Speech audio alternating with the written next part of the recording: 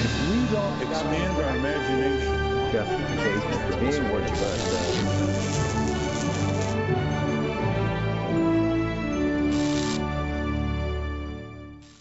And welcome to Washington Unplugged. I'm Bob Orr. Well, we kick off today's show with our weekly series Flashpoints with our CBS News national security analyst, Juan Zarate. And Juan, there's an awful lot to talk about. We will start, though, with the resignation of the Director of National Intelligence, Dennis Blair. We kind of thought this was coming after the Christmas Day failed attack, but what's behind this, and what does it mean? Well, I think the writing was on the wall, Bob. There was a divide between Denny Blair and the White House, a divide between him and those who were purportedly reporting to him, like Leon Panetta and other elements of the intelligence community. I think there was personality friction, some bureaucratics involved. And I think the December 25th event really drew a divide, because that's where you saw Denny Blair coming out publicly, talking about the White House not coordinating well with him. It started to build some suspicions. And at the end of the day, the White House just didn't like him. And this was convenient timing, because you had the Senate Intelligence Committee report talking about the failures, the intelligence failures from December 25th. So this was a way of the White House sort of clearing the decks from a personality perspective, but also appearing to hold somebody accountable. So it came at an interesting time for the White House and a good time for them. It's a tough job, though. No matter who takes his place, you still have this problem of trying to oversee all these disparate agencies. Well, absolutely. And one of the key questions that's emerging now, you hear in the analyst community, is whether the DNI, whether the intelligence reform that this position represents. And you know, this is a difficult job, and I think those who've argued that this signals the end of the position, I think, are overstating it a bit. We've got 16 large intelligence agencies with different responsibilities in terms of collection and analysis and producing things for policymakers.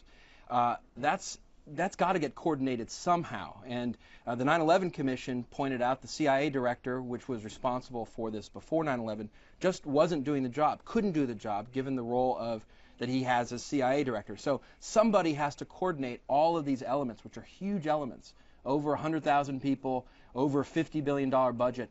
Somebody's got to coordinate that to make sure we're using our intelligence resources properly. It's a tough job, though, and you've got to have the right personalities.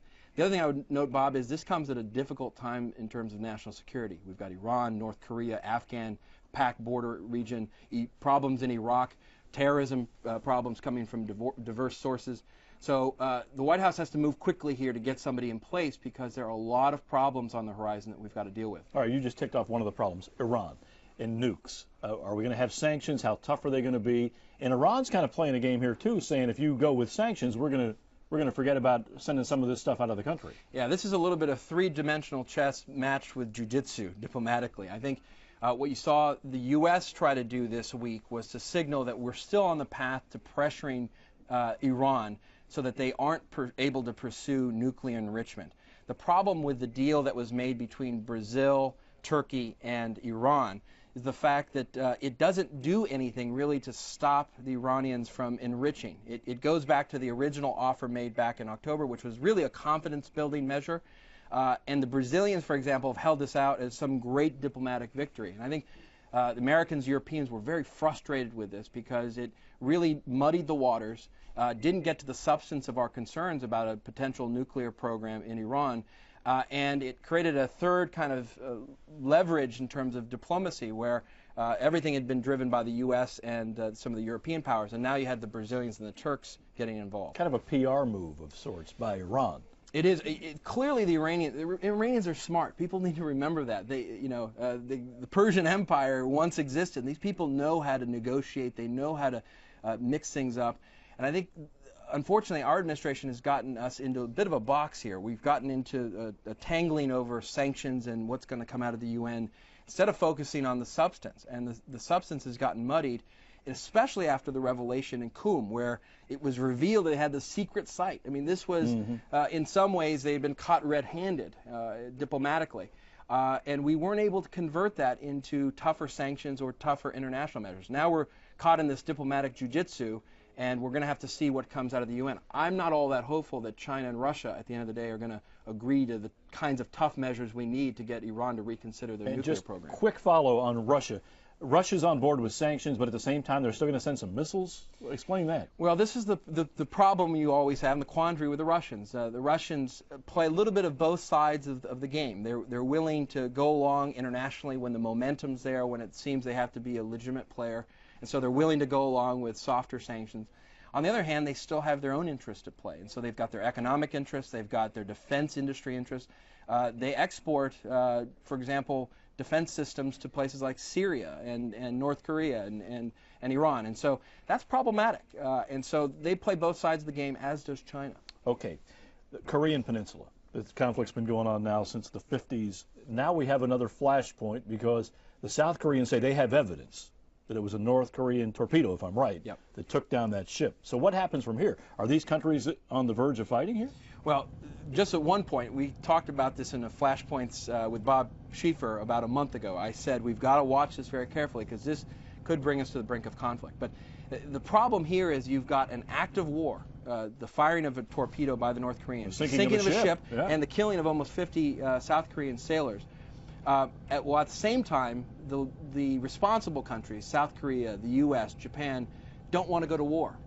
And so the question is, what are the consequences for a country like North Korea for taking what is in essence an act of war without bringing the world to the brink of war? And there might not be any. I mean, it's a possibility, right? Well, there may not be any. I think the South Koreans want to push on a couple fronts. One, they want to stop some of the economic aid and some of the remittances coming out of South Korea into North Korea. That'll hurt North Korea from an economic perspective. They want to go to the UN, and they want to have a symbolic gesture, maybe a new resolution that blames North Korea, that has North Korea taking ownership of this problem. And then finally, I think they want to see more effective implementation of the existing sanctions, things like shipboardings, things like going after assets of the North Koreans abroad. And so I think you're not going to see bellicosity coming out of South Korea, but you are going to see steps where they're going to want to see something happen, because otherwise you're going to have North Korea and other countries that are watching, like Iran, start to take a lesson that they can bring the legitimate world to the brink and be as aggressive and bellicose as they want without facing any real consequences. And that's really kind of the problem. Right. Okay, Indonesia. Some of the best victories in the fight against international terrorism have come in Indonesia, but now there's a problem there again. What's going on there? Well, the Indonesians have, since the last bombings at Western hotels, have been underway with a number of counterterrorism actions. It's been happening under the radar screens. Part of the reason I wanted to raise it on Flashpoints. A number of very important raids. But it raises the question, are the Indonesians facing a new kind of threat? Are they facing an evolution of the threat that was once thought to be abated? I think that's overstating the problem. I think the Indonesians are doing a very good job of going after the cells that they've identified. They just uncovered another militant plot to attack on Independence Day on August 17th.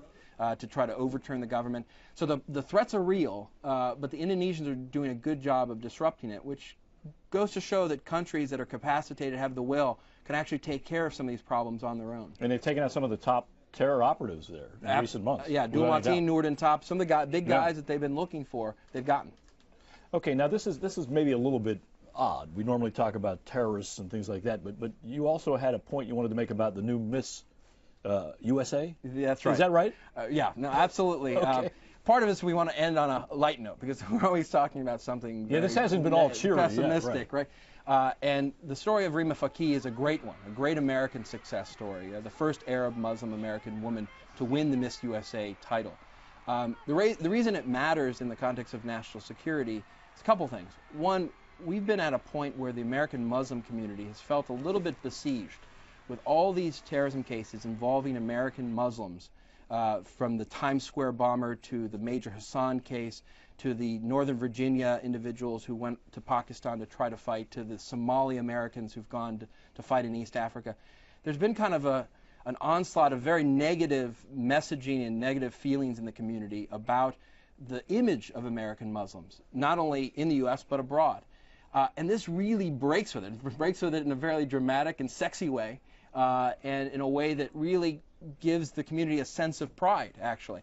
The other thing that's interesting, Bob, is one of the key things that the extremists are trying to do abroad, and we've seen this with Anwar al-Awlaki, the American Yemeni cleric, is to try to divide American Muslims from their country, trying to say, you need to fight against the American government because it's a bad government. It's fighting against Muslims. You're really around the not world. part of it. Right. You're a stranger. Yeah. Right. What this event does in a very interesting and symbolic way is it creates a divide between that extremist message and the American Muslim community. Even the conservative Muslim community, which may not like women scantily clad in lingerie or bathing suits, but they have a great deal of pride to have one of their own, a woman from Dearborn, Michigan, born in Lebanon, come to the U.S. to actually ascend to a point of being recognized as the most beautiful woman in America and representing America. That's very different from the message of the extremists. And I think we should take full advantage of this. And we should praise her, and we should hope that she wins Miss Universe and say, that's America. You know, it takes a razor-sharp analyst to take North Korea and Iran and Miss USA and put it all in one package. I love ending on this. Juan, it's been fun. Thanks, Bob. Thanks for coming by again, as always. And now we move on to a tale of two inner-city destinies, two young men who grew up in the same neighborhood and actually shared the same name, but traveled very different roads. One became a Rhodes Scholar and a White House Fellow, and the other is serving a life sentence for murder. Kaylee Hartung spoke with the author Wes Moore about his book, The Other Wes Moore. Take a look. Wes, thanks so much for joining us. So the big question here is, how could two young men starting their lives out so similarly have such different fates? Life has taken you from Oxford to Afghanistan, the White House, and now Wall Street, while the other Wes Moore is living out his life in jail. What changed for you? What was that turning point where you made something different of your life? Well, it's interesting because that's really what I wanted to explore with the story, was try to figure out what was it. How do you have two kids who have such similar backgrounds who end up in completely different places? And the thing I realized that there was no one thing. I think, raising children is complicated, and particularly if you happen to be raising children in circumstances or even neighborhoods where the things are almost actually actively working against you, it becomes that much more complicated. But I knew that the role and the potency of education, the role and the potency of role models and supporters, not just family, but also people who were like family, who stepped in, and also the role of having some personal sense of accountability and responsibility, and this idea of a psychological shift in the life of the young person became incredibly important in how these two lives ended up very different. And in the book you talk about, life being the product of expectations and not environment. Yeah. What were the different expectations placed upon you? There was a key scene in the book where Wes and I are talking in prison, and I ask him, I say, do you think that we're products of our environments?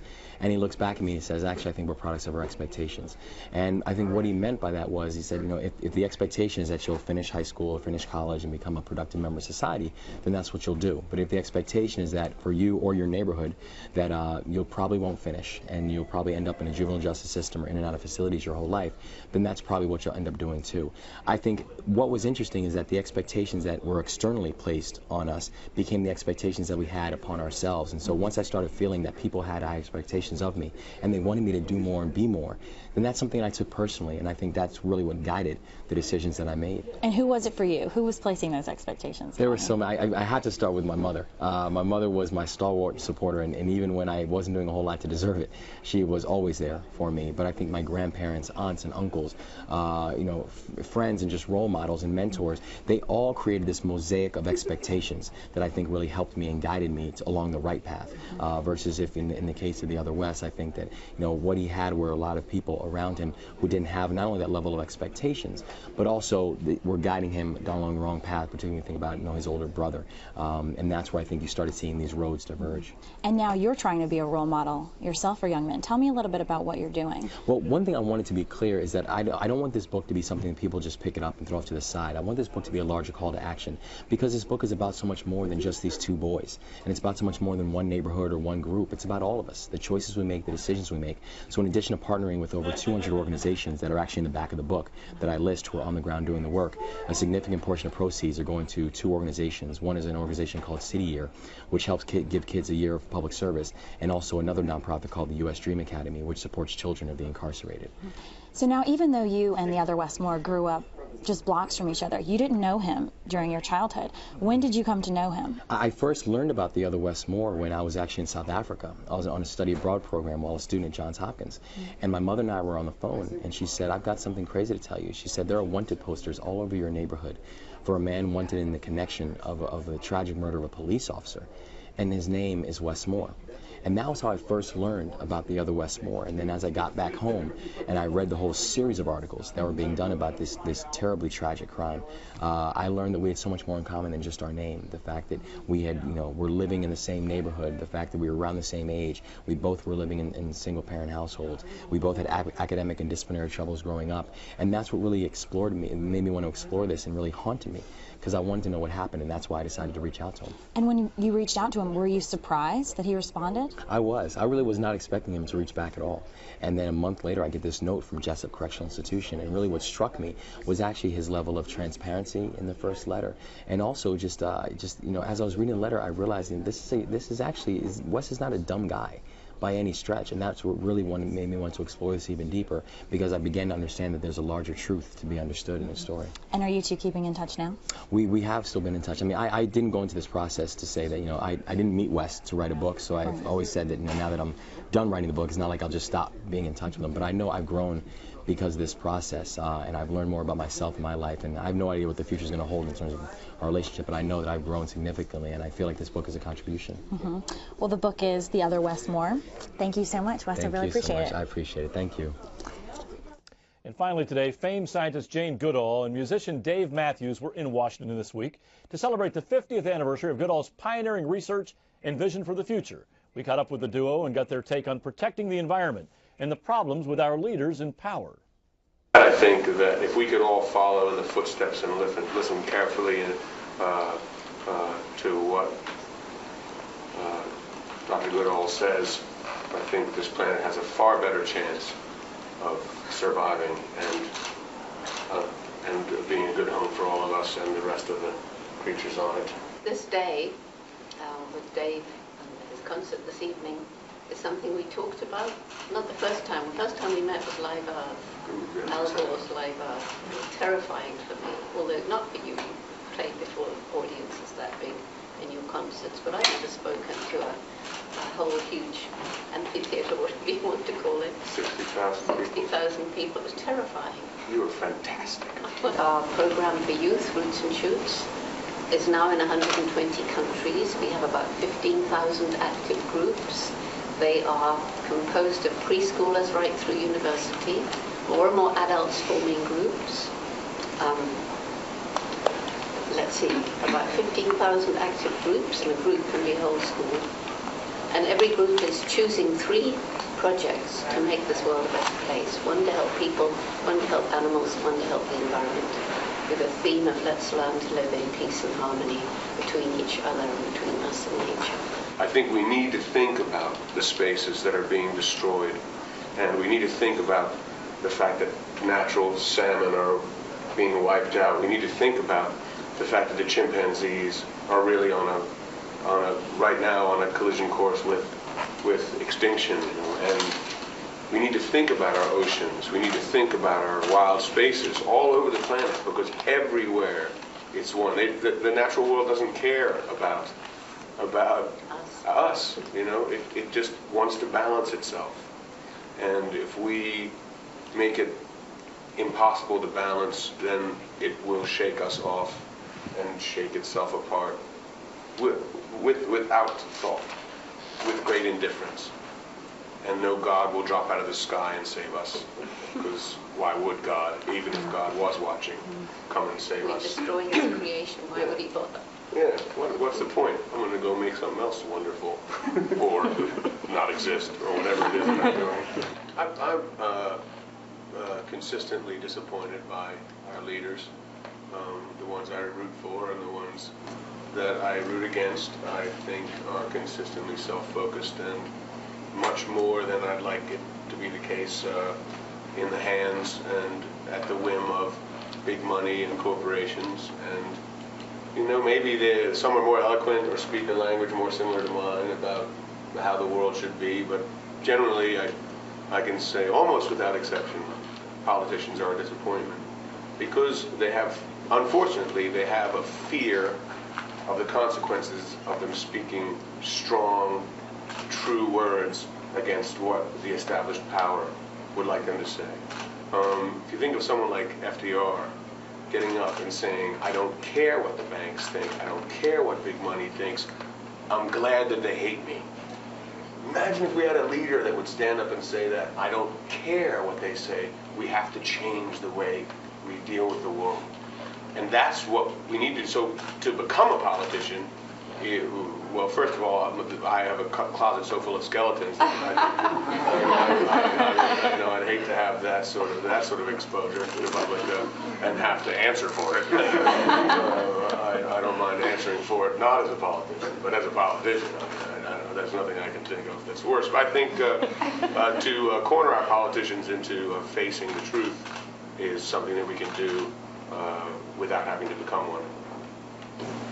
Very hard for a politician whose job is being a politician and who needs to be re-elected to support his family, to stand up for something he knows in his gut is right, if he doesn't have 50% or more of his constituents behind him. Saying, go, go, go, we love you, we support you. So Kennedy had the love of the people, so he could say to hell with the banks and so forth. So we need more politicians to have the courage, as you put it, because they know that they have people behind them who will support them whatever they say.